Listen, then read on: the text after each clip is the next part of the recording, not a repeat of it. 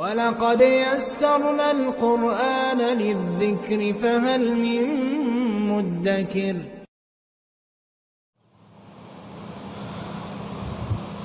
الحمد لله الذي كتب الآثار ونسخ الآجال والقلوب عنده مفضية والسر عنده علانية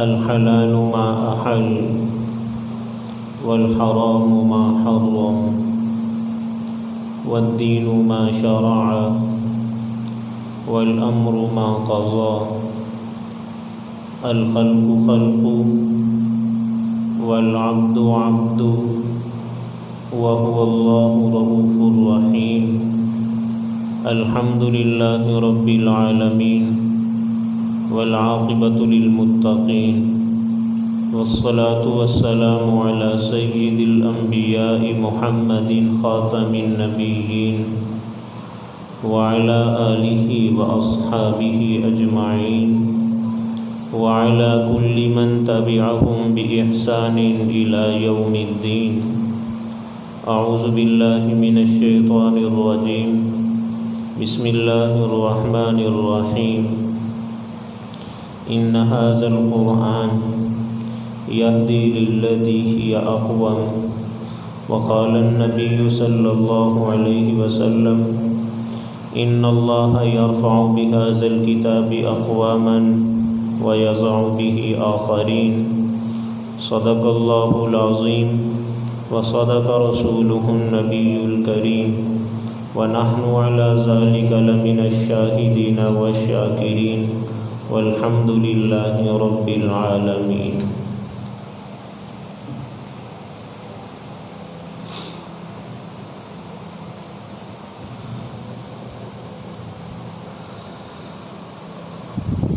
انتہائی واجب الاحترام قابل صد تکریم و تعظیم حضرات سامعین کرام بزرگان دین، آپ حضرات کے علم میں ہوگا کہ چند دن قبل سویڈن حکومت کی اجازت نامے کے ساتھ اور ان کی سرپرستی کے اندر مسلمانوں کی مقدس کتاب قرآن مجید فرقان حمید کی توہین بھی کی گئی اور اس کو جلایا بھی گیا،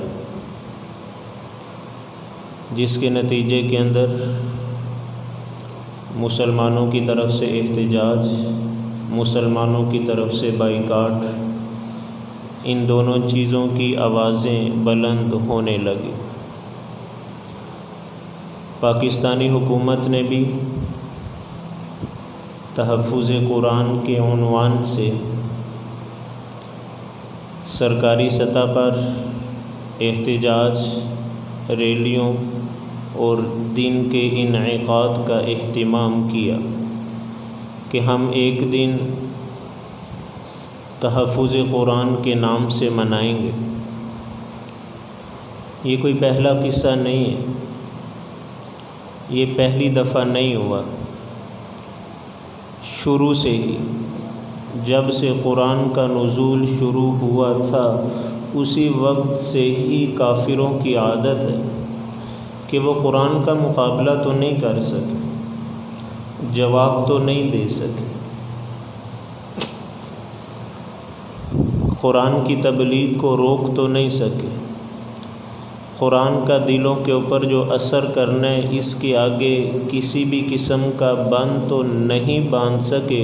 ان کے پاس اب ایک ہی راستہ تھا کہ انہوں نے قرآن کی توہین کی، جلانا شروع کیا اور بے حرمتی پر اترے۔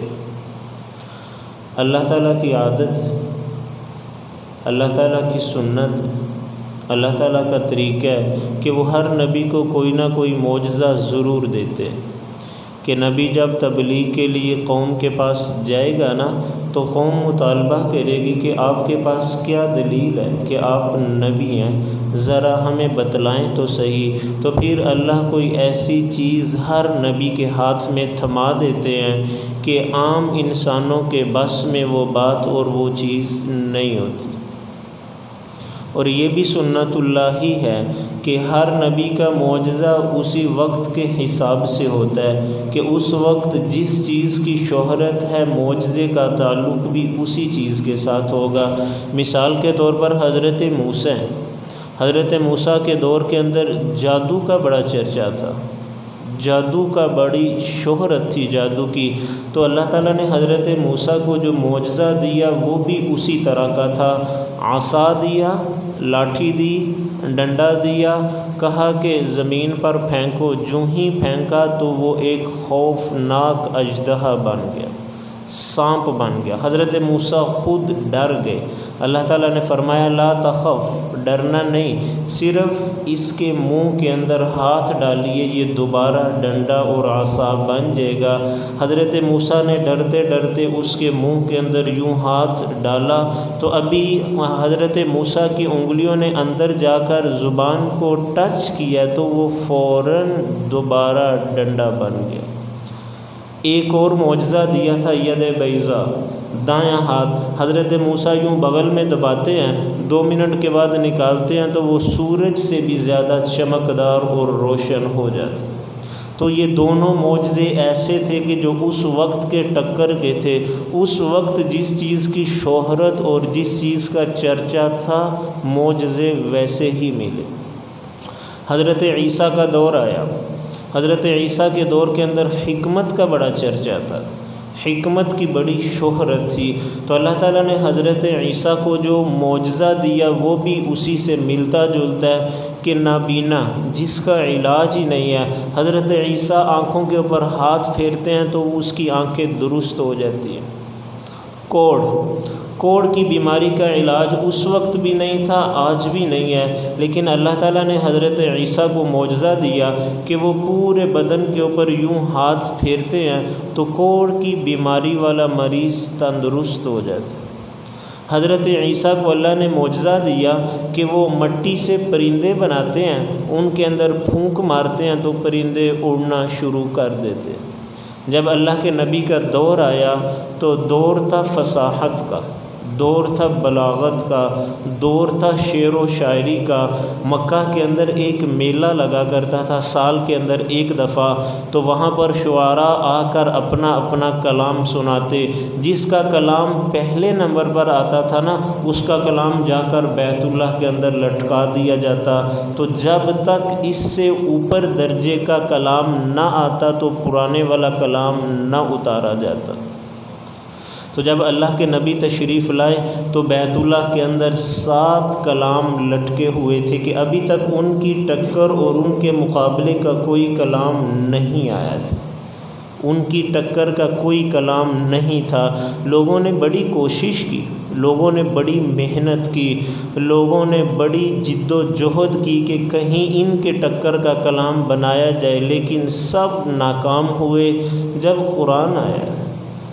قرآن آیا، قرآن کی سب سے چھوٹی سورت سورۃ الکوثر جب آئی نا تو اللہ کے نبی نے حضرت علی کو بھیجا، علی جاؤ، جا کر بیت اللہ کے اندر یہ سورت لٹکا کر آ جاؤ۔ جب حضرت علی بیت اللہ کے اندر وہ سورت لٹکا کر آئے نا تو وہاں جو 7 کلام لٹکے ہوئے تھے، شعراء آئے اور اپنا اپنا کلام اتار کر لے گئے اور کہنے لگے کہ اس کلام کا مقابلہ نہیں۔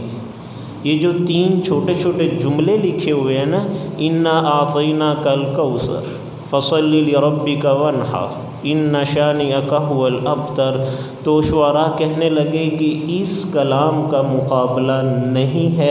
ایک بہت بڑا شاعر تھا، اس نے قلم پکڑا اور قلم پکڑ کر نیچے ایک جملہ لکھ دیا، کہنے لگا ما ھذا قول البشر، اللہ کی قسم یہ کسی انسان کا کلام نہیں، اللہ کی قسم یہ کسی انسان کا کلام نہیں ہے۔ تو جب مشرکین مکہ نے قرآن کی فصاحت کو دیکھا، قرآن کی بلاغت کو دیکھا، قرآن کے سحر جادو کو دیکھا نا، تو وہ کہنے لگے کہ یہ تو شاعر ہے، یہ تو مجنون ہے، یہ تو دیوانہ ہے۔ نعوذ باللہ انہوں نے یہاں تک بھی کہا کہ یہ اللہ کا جو نبی ہے نا، یہ جو محمد ہے، اپنے آپ کو نبی کہتا ہے، اس کے شیطان کے ساتھ رابطے ہیں۔ وہ شیطان رات کو اس کے پاس آتا ہے اور آ کر اپنے پاس سے بنا ہوا کلام نعوذ باللہ محمد کو دے کر چلا جاتا ہے، اور پھر صبح اٹھ کر یہ ہمیں سناتے ہیں اور کہتے ہیں کہ یہ اللہ کا کلام ہے۔ یہ اللہ کا کلام نہیں ہے، یہ شیطان کا بنایا ہوا کلام ہے۔ تو عرض میں نے یہ کی کہ قرآن کی بے حرمتی، قرآن کو جلانا، قرآن کی توہین، یہ آج پہلا قصہ نہیں ہے، یہ آج پہلا واقعہ نہیں ہوا، بلکہ جب سے قرآن کا نزول ہوا ہے، کفار قرآن کا مقابلہ نہ کر پائے تو توہین پر اترے ہیں۔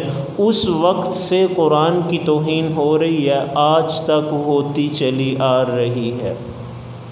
اس وقت میرے سامنے دو باتیں ہیں، ایک ہے کہ پاکستان کی حکومت نے اعلان کیا احتجاج کا، ہم ریلی نکالیں گے، ہم احتجاج کریں گے، اور دوسرا عام مسلمانوں کے درمیان ایک بات چل رہی ہے معاشی بائیکاٹ، ہم سویڈن کی مصنوعات کا بائیکاٹ کریں گے۔ جہاں تک تعلق ہے معاشی بائیکاٹ کا، اگر ہم تاریخ کا مطالعہ کریں، اگر ہم صرف نبی کی زندگی کو پڑھیں تو ہمیں معاشی بائیکاٹ کی بے شمار مثالیں ہمیں ملتی ہیں۔ قریش بنو ہاشم کے پاس آئے اور آ کر کہا کہ یہ جو آپ کا صاحبزادہ ہے، یہ جو آپ کا بیٹا ہے جو محمد ہے، اس کو ہمارے حوالے کر دو، ہم ان کو شہید، ان کو قتل کرنا چاہتے ہیں۔ انہوں نے آ کر نعوذ باللہ ہمارے خاندان کے درمیان پھوٹ ڈال دی ہے، باپ بیٹے سے جدا ہو گیا، ماں بیٹی سے الگ ہو گئی ہے، رشتہ داروں سے کٹ گئے ہیں، اس کی تبلیغ رکنے کا نام نہیں لے رہی۔ آپ ایسا کیجئے کہ آپ ان کو ہمارے حوالے کیجئے، ہم یا تو ان کو جیلا وطن کر دیتے ہیں، ہم یا ان کو قتل کر دیتے ہیں۔ بنو ہاشم نے کہا کہ ہم ان کو آپ کے حوالے کرنے کو تیار نہیں ہیں۔ تو قریش مکہ نے مشورہ کیا، قریش مکہ نے مشورہ کیا اور کہنے لگے کہ ہم بنو ہاشم کا بائیکاٹ کرتے ہیں۔ بائیکاٹ کے اندر 3 چیزیں شامل ہیں، ان کے ساتھ کسی بھی قسم کی تجارت نہیں ہوگی۔ نمبر 2، کسی بھی قسم کا رشتہ نہ تو ہم ان سے لیں گے اور نہ ہی ان کو رشتہ دیں گے۔ نمبر 3، ان کے ساتھ میل جول ختم۔ 3 قسم کا انہوں نے بائیکاٹ کیا، جس کے جواب کے اندر اللہ کے نبی اپنے ساتھیوں سمیت 3 سال تک شیب ابی طالب کے اندر قید رہے، محصور رہے۔ اس کے بعد جا کر آپ کو وہاں سے نکالا گیا۔ یہ بائیکاٹ تھا۔ اس کی مثال اللہ کے نبی کی زندگی کے اندر ملتی ہے۔ حضرت ابو ذر غفاری بڑے مشہور صحابی ہیں، اسلام لے کر آئے، اعلان کیا، کفار مکہ نے مارنا شروع کیا، مار رہے ہیں۔ حضرت ابو ذر فرماتے ہیں کہ مجھے موت اپنی آنکھوں سے نظر آئی، اتنا زیادہ انہوں نے مجھے مارا۔ حضرت عباس اللہ کے نبی کے جو چچا ہیں، وہ ابھی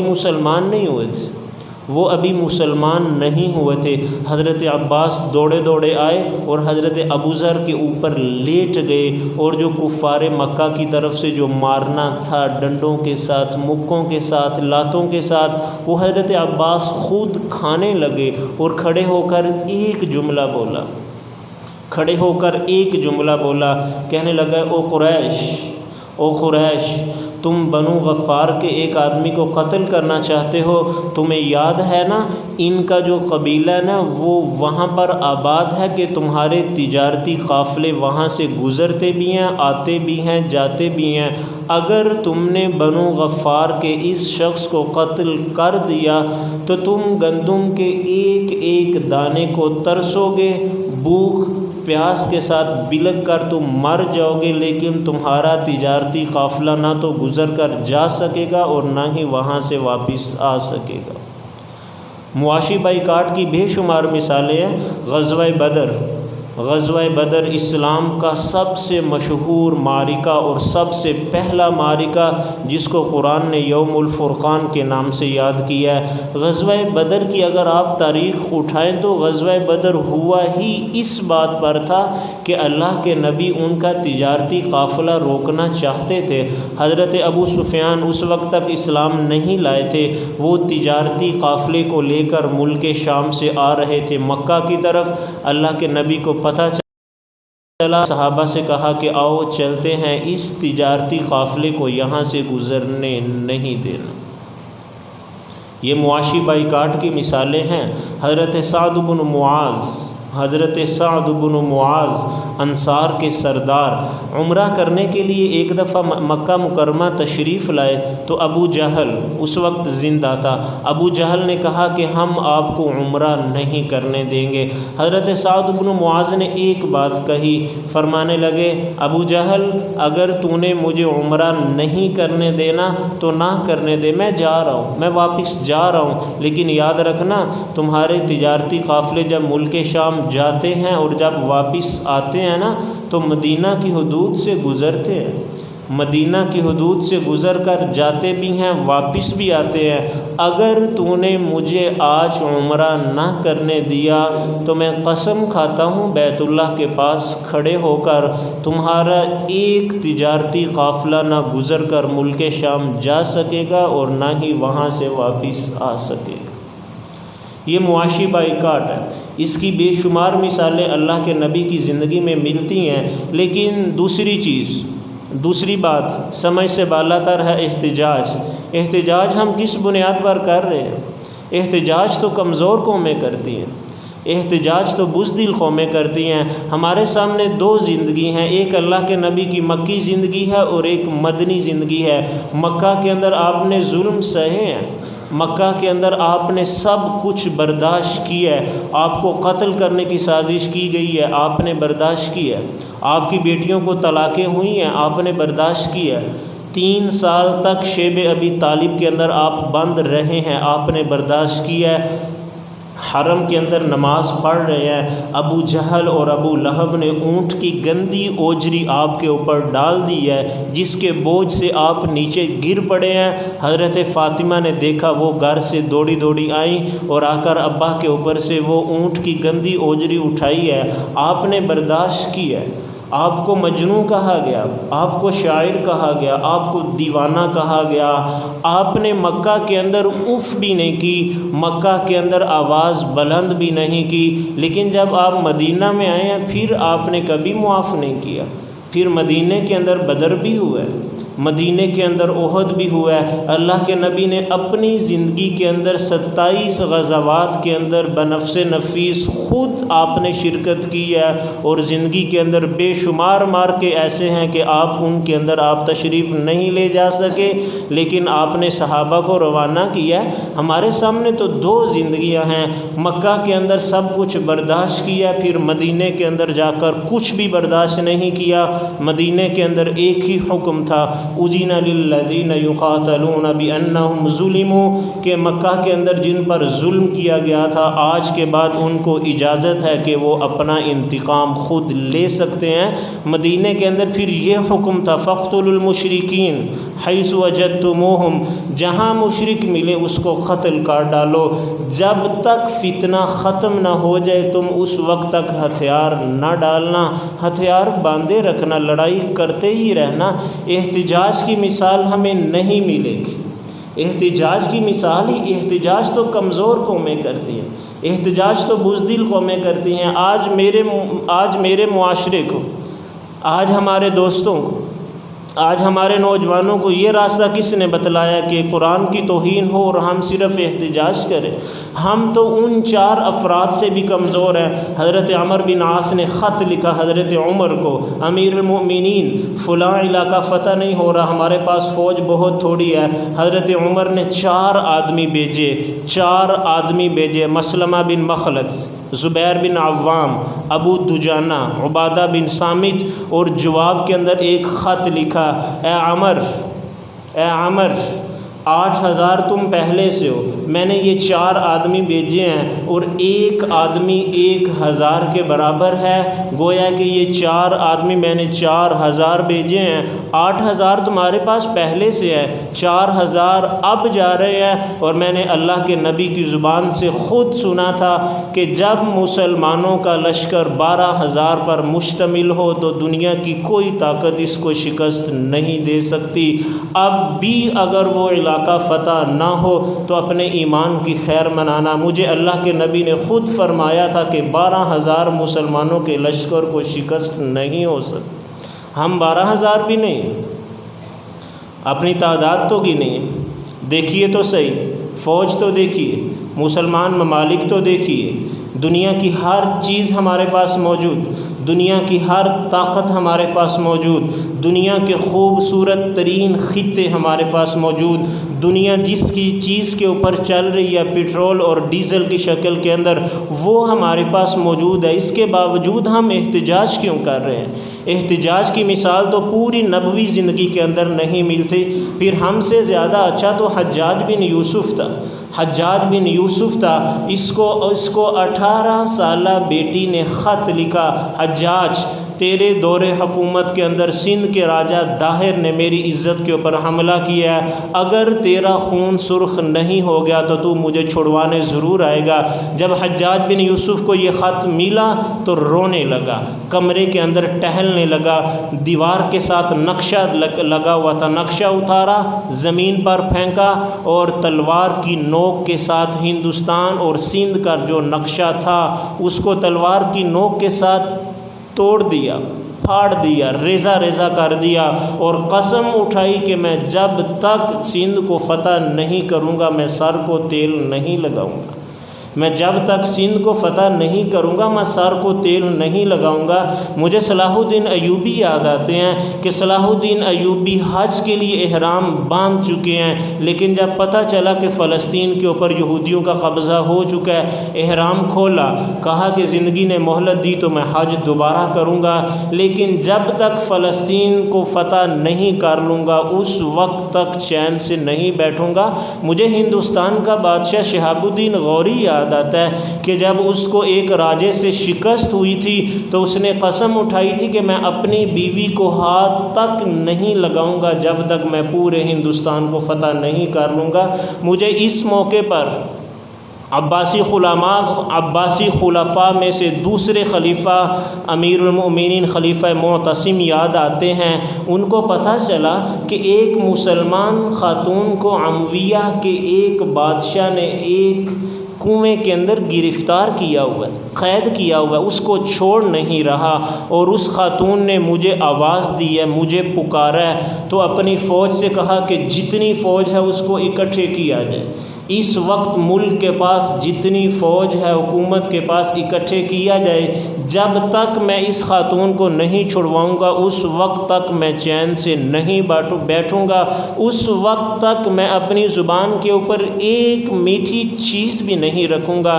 نجومی نے کہا امیر المؤمنین ستاروں کی گردش آپ کے خلاف ہے، ستارے آپ کے خلاف چل رہے ہیں، آپ حملہ نہ کیجئے، حکومت کو اس وقت خطرہ ہے، حکومت کو اس وقت خطرہ ہے۔ خلیفہ معتصم نے سب نجومیوں کا سر قلم کر دیا اور کہا کہ تم مجھے بزدلی کا سبق دیتے ہو، تم مجھے بزدلی کا سبق دیتے ہو، میری بہن نے مجھے وہاں بیٹھ کر پکارا ہے، میں جب تک اس کو نہیں چھڑاؤں گا میں اس وقت تک چین سے نہیں بیٹھوں گا۔ وہاں سے صرف 4,000 کا لشکر لے کر خلیفہ نکلا اور جا کر 90,000 لشکر کا مقابلہ کیا، 90,000 میں سے 50,000 کو قتل کر دیا۔ فوراً کنویں کے اوپر پہنچا، اندر سے خاتون کو نکالا اور اس کے سامنے ہاتھ جوڑ کر کھڑا ہو گیا اور کہنے لگا میری بہن میں تاخیر سے پہنچا ہوں، مجھے معاف کرنا، لیکن میں نے اپنا وعدہ نبھایا ہے، میں نے اپنا وعدہ نبھایا، جو وعدہ میں نے کیا تھا میں اس وعدے کے اوپر پورا اترا ہوں، مجھے احتجاج کی کوئی مثال نہیں ملتی۔ اسلامی تاریخ آپ اٹھا کر تو دیکھیے، میں نے آپ کے سامنے 2 زندگیاں رکھی ہیں، یا تو مکی زندگی کو سامنے رکھیں، سر نیچے کریں، پھر مار کھاتے جائیں، پھر غلام بن کے زندگی گزاریں، پھر کفار جو بھی کرتے ہیں پھر آپ کو اف کرنے کی بھی اجازت نہ ہونی چاہیے۔ مکہ کے اندر یہی تھا، بلال کو کوڑے پڑ رہے ہیں، اللہ کے نبی دیکھ رہے ہیں، لیکن بلال کو یہ کہا کہ بلال چند دن ہے صبر کیجیے، بلال تھوڑے دن ہیں صبر کیجئے۔ حضرت عمار، حضرت یاسر، حضرت عمار کے والد ابو جہل نے 4 طاقتور اونٹ منگوائے، چاروں اونٹوں کے ساتھ حضرت یاسر کے 2 ہاتھ باندھے ہیں، 2 پاؤں باندھے ہیں، چاروں اونٹوں کو مخالف سمت دوڑا دیا۔ حضرت یاسر کی ایک ایک بوٹی بکھر گئی ہے فضا کے اندر۔ اللہ کے نبی نے حضرت یاسر کے بیٹے عمار سے کہا تھا، عمار صبر کیجیے، یہ تھوڑے دن ہیں، یہ گزر جائیں گے، عن قریب فتح تمہارا مقدر بنے گی۔ 2 ہی زندگی ہیں، مکی زندگی کا مطالعہ کیجئے، سب کچھ سہ جائیے، پھر اف نہ کیجئے، یا پھر مدنی زندگی کو سامنے رکھیے اور پھر لڑ پڑیے۔ پھر احتجاج کا راستہ نہیں ہے، احتجاج بزدل قومیں کرتی ہیں، احتجاج کمزور قومیں کرتی ہیں۔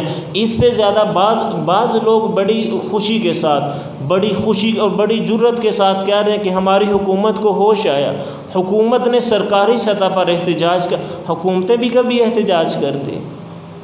کوئی ایک تاریخ تو دکھائیے، کوئی ایک مثال تو دیجئے کہ کسی حکومت نے احتجاج کیا ہو۔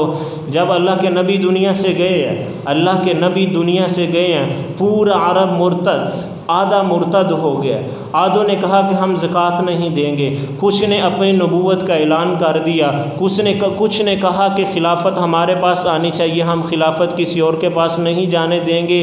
عرب کے اندر اتنے زیادہ فتنے نمودار ہوئے ہیں، لیکن حضرت ابوبکر نے کوئی احتجاج کیا تھا؟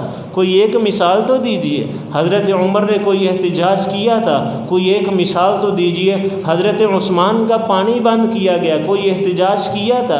مثال تو دیجئے۔ حضرت حسین کو کربلا میں بلا کر 72 افراد کے ساتھ نہتے شہید کر دیا گیا ہے، کوئی مثال تو دیجئے۔ احتجاج کی مثال نہیں ملتی، مثالیں 2 ہی ہیں، چپ کر کے سہتے جائیے یا پھر سارا کچھ بلا کر آگے بڑھیے، پھر کسی بھی چیز کی پرواہ نہ کیجیے۔ احتجاج کی مثال نہیں ہے، مجھے معاف کرنا، میں نے بہت ڈھونڈی ہیں، قرآن پڑھا ہے، نبی کے فرامین دیکھے ہیں، تاریخ اٹھائیے۔ احتجاج اور پھر بالخصوص اس وقت کے جب مسلمان عربوں میں ہوں، مسلمان ایٹمی قوت ہو، مسلمانوں کے پاس دنیا کی ٹاپ 10 کے اندر خوبصورت فوج ہو، مسلمانوں کے پاس افرادی قوت ہو، مسلمانوں کے پاس خوبصورت ترین علاقے اور خطے ہوں، اس وقت مسلمان محض احتجاج کرے، یہ میری سمجھ سے بالاتا ہے۔ احتجاج کا حق نہیں ہے، معاف کرنا، احتجاج کا حق نہیں۔ آپ احتجاج کیجئے، مجھے اختلاف ہے لیکن میں دلائل سے اختلاف کرتا ہوں، آپ مجھے جواب دیجئے، میں بھی آپ کے ساتھ نکلنے کو تیار ہوں، لیکن احتجاج نہیں ہے۔ خاموشی سے سب کچھ سہ جائیے یا پھر جا کر بازو پکڑیے اور توڑ دیجئے۔ اللہ کے نبی نے 3 کیٹیگریاں بنائی ہیں، 3 گروہ بنائے ہیں۔ من رأى منکم منکرا فلیغیرہ بیدہ، اگر برائی دیکھو تو سب سے پہلا اور سب سے مضبوط اسلام کا درجہ یہ ہے کہ اس برائی کو توڑ دو، راستہ روک دو، برائی کو ختم کر دو۔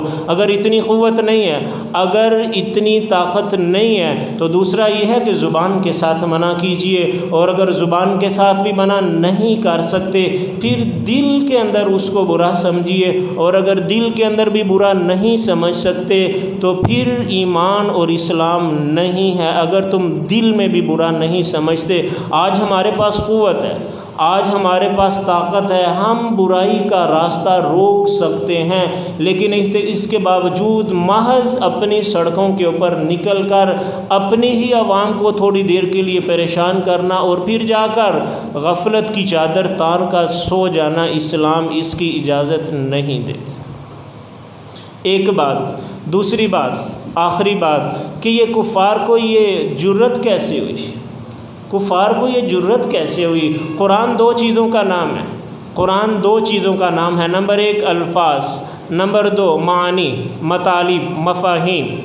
نمبر 1 الفاظ، نمبر 2 آئین۔ قرآن نے جو خوبصورت ہمیں آئین پیش کیا ہے، ان دونوں چیزوں کو اگر جمع کیا جائے تو قرآن بنتا ہے۔ صحابہ کے دور کے اندر کبھی کسی نے قرآن کی توہین نہیں کی، وجہ کیا ہے کہ صحابہ نے قرآن سے پیار کیا تھا، صحابہ نے قرآن کو دل سے لگایا تھا، صحابہ نے قرآن کو سینے کے اندر محفوظ کیا تھا، قرآن کے اوپر عمل کیا تھا۔ اگر کفار مکہ نے قرآن کے الفاظ کی توہین کی ہے، پوری مسلم قوم سراپا احتجاج ہے، تو ہر گھر کے اندر قرآن کی توہین ہو رہی ہے۔ ہم نے قرآن کے اوپر عمل کتنا کیا؟ ہماری عدالتوں کے اندر قرآن ہے، ہمارے بازاروں میں قرآن ہے۔ قرآن تو کہتا ہے کہ سارے کے سارے مسلمان بھائی ہیں، میرا معاشرہ سارے کا سارا بھائی ہے۔ قرآن تو کہتا ہے کہ ایک مسلمان دوسرے مسلمان کا مال اس کی اجازت کے بغیر نہیں کھا سکتا۔ آپ کے ملک کے اندر چوریاں نہیں ہو رہی۔ قرآن تو کہتا ہے اگر کوئی چوری کرے تو ہاتھ کاٹ دے، آپ کی عدالتیں ہاتھ کاٹ رہی ہیں۔ قرآن تو کہتا ہے اگر کسی نے ایک جان کو ناحق قتل کیا تو برابری کے اندر اس کو قتل کیا جائے گا، آپ کی عدالتیں یہ قانون نافذ کر رہی ہیں۔ قرآن تو کہہ رہا ہے کہ والدین کے سامنے اف بھی نہیں کرنا، آپ کے ہر گھر کے اندر والدین محفوظ ہیں۔ قرآن تو کہہ رہا ہے کہ بیٹیوں کو وراثت کے اندر حصہ ملنا چاہیے، آپ کا معاشرہ بیٹیوں کو حصہ دے رہا ہے۔ قرآن تو کہہ رہا ہے کہ ناپ تول کے اندر کمی نہیں کرنے، ویل للمطففین، ہلاکت ہے ناپ تول کے اندر کمی کرنے والوں کے لیے۔ آپ کے ہر بازار کے اندر ہر چیز پوری مل رہی ہے، آپ کے پیٹرول پمپوں کے اوپر پیٹرول پورا مل رہا ہے۔ قرآن تو کہہ رہا ہے کہ جس نے دکھائی اور چیز ہے، بیچی اور چیز ہے، اس کا اسلام کے ساتھ کوئی تعلق نہیں ہے۔ آپ کے معاشرے کے اندر ایک ہی طرح کی چیز دکھا کر اسی کی طرح کی چیز بیچی جا رہی ہے۔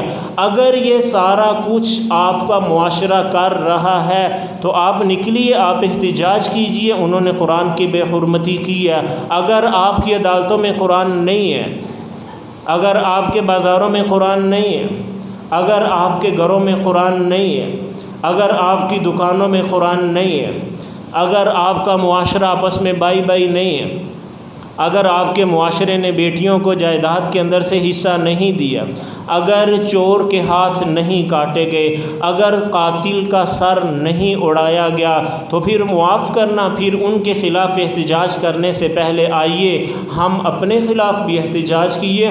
انہوں نے الفاظ کی توہین کی ہے، وہ مجرم ٹھہرے ہیں جنہوں نے مفاہیم کی توہین کی ہے، جنہوں نے مطالب کی توہین کی ہے، جنہوں نے قرآن کے آئین کو چھوڑا ہے۔ اگر صدر صاحب کا خط آئے، اگر وزیر اعظم کا خط آئے، اگر آرمی چیف کا خط آئے، آپ خط کھولیں ہی نہیں، یا خط کھولیں لیکن پڑھیں نہیں، یا پڑھیں لیکن آپ نے اس پر عمل نہیں کیا۔ تینوں صورتوں کے اندر آپ نے وزیر اعظم، صدر، آرمی چیف کی توہین کی ہے کہ آپ نے خط کو وہ اہمیت نہیں دی جو اس کو دینی چاہیے تھی۔ آپ ذرا اس آئینے کے اندر خود کو تو دیکھیے، یہ کس کا خط تھا؟ یہ کس کا خط تھا جو سب صدروں سے بھی بڑا ہے، جو کئی آرمی چیف بھی اکٹھے ہو جائے، خدا کا مقابلہ کون کر سکتا ہے؟ ایک آرمی چیف کا خط نہ کھولا جائے تو توہین ہو سکتی ہے۔ ہم نے تو خدا کا خط ہی نہیں کھولا، ہم نے تو اس کے پیغام کو دیکھا ہی نہیں ہے، ہم نے تو اس کے پیغام کو پڑھا ہی نہیں ہے۔ اگر پڑھا تو اس پر عمل ہی نہیں کیا۔ اگر ان کے خلاف احتجاج ہونا چاہیے تو پہلے میرے معاشرے کے خلاف احتجاج ہونا چاہیے، پہلے اس معاشرے کو دیکھنا چاہیے کہ توہین تو ہم سے بھی ہوئی ہے۔ قرآن صرف الفاظ کا نام تو نہیں ہے نا، قرآن کے اندر تو معانی بھی ہے، قرآن کے اندر تو مفہوم بھی ہے، قرآن کے اندر تو مطلب بھی ہے۔ یہ سب چیزیں جب ملتی ہیں تو پھر جا کر قرآن بنتا ہے۔ اگر آپ کا ماننا، اگر آپ کا دعویٰ یہ ہے کہ قرآن صرف الفاظ کا نام ہے تو ٹھیک ہے، مل کر احتجاج کرتے ہیں جنہوں نے قرآن کی توہین کی ہے۔ اور اگر آپ کا ماننا یہ ہے، اگر آپ کا دعویٰ یہ ہے کہ جیسے قرآن کے الفاظ قرآن ہیں بالکل اسی طریقے سے اس کا مطلب، قرآن کا مفہوم، قرآن کی تفسیر، یہ ساری چیزیں بھی قرآن کے اندر شامل اور داخل ہیں، تو پھر مجھے معاف کیجئے، مجھے سب سے پہلے اپنے معاشرے کے خلاف احتجاج کرنا چاہیے، مجھے سب سے پہلے اپنا گریبان دیکھنا ہے، مجھے سب سے پہلے اپنے آپ کو ٹٹولنا ہے۔ قرآن نے تو کہا ہے کہ جس نے سود لیا، سود دیا، سارے کے سارے جہنم میں ہیں۔ جو معاشرہ سود لیتا ہے خدا اور اس کے رسول کے ساتھ اعلان جنگ ہے۔ آپ کے ملک کے اندر سود نہیں ہے، قرآن تو کہتا ہے کہ شراب کو ہاتھ بھی نہیں لگانا، آپ کے بڑے بڑے ہوٹلوں اور بازاروں میں شراب نہیں بک رہی۔ قرآن تو کہہ رہا ہے کہ زنا کے قریب میں نہیں جانا، زنا کرنا تو دور کی بات، جن باتوں کی وجہ سے زنا تک انسان جا سکتا ہے ان کو بھی نہیں چھونا، ان کو بھی نہیں دیکھنا۔ آپ کے ہر شہر کے اندر زنا کے اڈے موجود ہیں۔ اگر یہ سارا کچھ نہیں ہے تو پھر آپ کو حق ہے کہ آپ ان کے خلاف احتجاج کیجئے، اور اگر یہ سارا کچھ نہیں ہے تو ان سے پہلے اپنے خلاف بھی احتجاج کرنا پڑے گا۔ صحابہ کے خلاف، صحابہ کے دور کے اندر کسی نے قرآن کی توہین نہیں کی۔ وجہ کیا ہے؟ کہ جیسے انہوں نے قرآن کے الفاظ کی حفاظت کی تھی، انہوں نے قرآن کے آئین، قرآن کے مفہوم اور قرآن کے مطلب کو بھی سینے سے لگایا تھا۔ حضرت ابو بکر صدیق جب حضرت عائشہ کے اوپر تہمت لگی تو حضرت ابو بکر کے کزن ہیں حضرت مستہ مخلص صحابی ہیں، نیک مسلمان ہیں، خالص مسلمان ہیں، لیکن تہمت کا شکار ہو گئے ہیں۔ ان کے ساتھ مل کر یہ بھی شامل اور داخل ہو گئے۔ جب حضرت عائشہ کی برات کا اعلان ہوا، حضرت ابو بکر کو پتہ چلا کہ حضرت مستہ جو میرے کزن ہیں وہ بھی اس گروہ کے اندر شامل اور داخل تھے، تو حضرت ابو بکر ان کو ماہانہ خرچہ دیا کرتے تھے۔ قسم اٹھا لی کہ میں آج کے بعد مستہ کو 1 روپیہ نہیں دیا کروں گا۔ فوراً جبریل آ گئے، قرآن کی خوبصورت آیت لے کر آئے، وَلَا يَأْتَلِ أُولُو الْفَضْلِ مِنْكُمْ وَالسَّعَةِ أَن يُؤْتُوا أُولِي الْقُرْبَى وَالْمَسَاكِينَ وَالْمُهَاجِرِينَ فِي سَبِيلِ اللَّهِ۔ آگے قرآن کہتا ہے أَلَا تُحِبُّونَ أَن يَغْفِرَ اللَّهُ لَكُمْ۔ کیا مسلمانوں کو، کیا مومنین کو یہ پسند نہیں ہے کہ اللہ ان کو معاف کرے؟ اللہ کے نبی نے حضرت ابو بکر کو بلایا، یہ آیت سنائی، حضرت ابو بکر پھوٹ کر رونے لگے اور کہنے لگے بلا کیوں نہیں یا رسول اللہ، مجھے پسند ہے کہ میرا اللہ مجھے معاف کرے۔ حضرت مستہ کو معاف کیا اور پہلے سے زیادہ خرچہ ان کو دینے لگے، صرف اس بات پر کہ اللہ نے کہا ہے کہ مومنین کو معاف کر دینا چاہیے۔ حضرت طلحہ، بڑا خوبصورت باغ تھا، اندر کھجوریں ہیں، بہت زیادہ پھل دینے والی کھجوریں ہیں۔ قرآن کی یہ آیت نازل ہوئی، لن تنالوا البر حتى تنفقوا مما تحبون۔ اگر مومن ہو تو سب سے خوبصورت اور پسندیدہ مال اللہ کے راستے میں خرچ کرنا پڑے گا، اگر نہیں کرو گے تو نیکی کے قریب میں نہ جا پاؤ گے۔ حضرت طلحہ پھوٹ کر رونے لگے اور اللہ کے نبی کے پاس گئے، یا رسول اللہ یہ والا باغ مجھے سب سے زیادہ پسند تھا، لیکن اللہ نے کہہ دیا کہ اگر مومن ہو تو سب سے خوبصورت مال دینا پڑے گا، آپ گواہ رہیے میں نے یہ سارے کا سارا باغ اللہ کے راستے میں خرچ کر دیا۔ صحابہ نے یوں قرآن سے پیار کیا تھا، ان کے دور کے اندر پھر کسی کو جرت اور ہمت نہیں ہوئی کہ وہ قرآن کی توہین کرتا۔